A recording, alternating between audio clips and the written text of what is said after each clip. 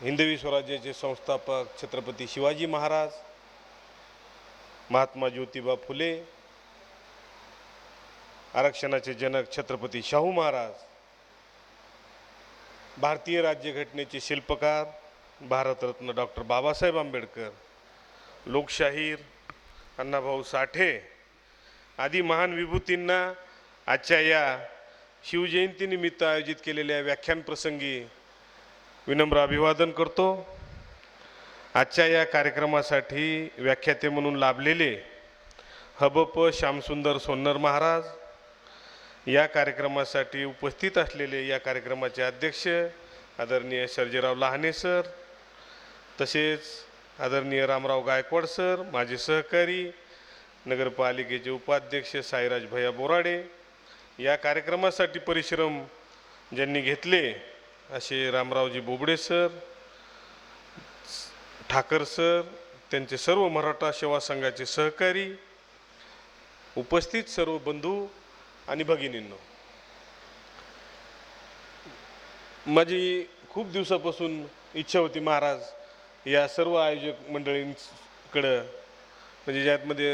बोबडे सरांना, गायकवाड सरांना, सर्वांनाच मी नेहमी म्हणायचो की शिवजयंतीच्या निमित्तानं होत असलेला हा विचारांचा जागर व्याख्यानाच्या रूपानं व्हायला पाहिजे। मिरवणूक किंवा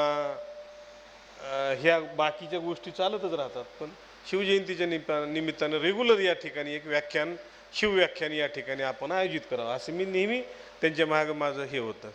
त्यांनी अनेक उपक्रम राबवले, या प्रत्येक उपक्रमामध्ये मी सहभागी झालेलो आहे, ज्यामध्ये भव्य प्रमाणावर असणारा सामूहिक विवाह सोहळा असू देत किंवा आपण कॉलेजच्या ग्राउंडवर घेतलेलं शेतकरी शिबिर असू देत किंवा सेलू शहरामध्ये विविध, आता मागच्या वर्षी आपण कबड्डी स्पर्धा घेतली तालुका स्पर्धी, यावर्षी आपण सामान्य ज्ञान स्पर्धा घेतली, तद्वतच अनेक चांगल्या उपक्रमांना आपण शिवजयंती या ठिकाणी साजरी केलेली आहे। त्यामध्ये आज आपण पुन्हा नव्यानं शिवव्याख्यानाची भर घातली, त्याच्याबद्दल मी सर्व आयोजकांचं या ठिकाणी मनपूर्वक धन्यवाद व्यक्त करतो आणि त्यांचं अभिनंदनही करतो। बंधूंनो, शिवाजी महाराजांचे विचार हे सदोदित आपल्याला प्रेरणा देणारे,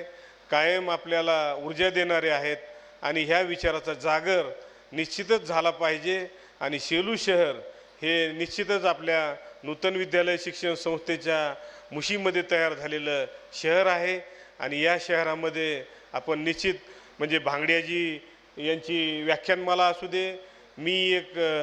डॉक्टर बाबासाहेब आंबेडकर स्मृती व्याख्यानमाला घेतो, ती व्याख्यानमाला असू दे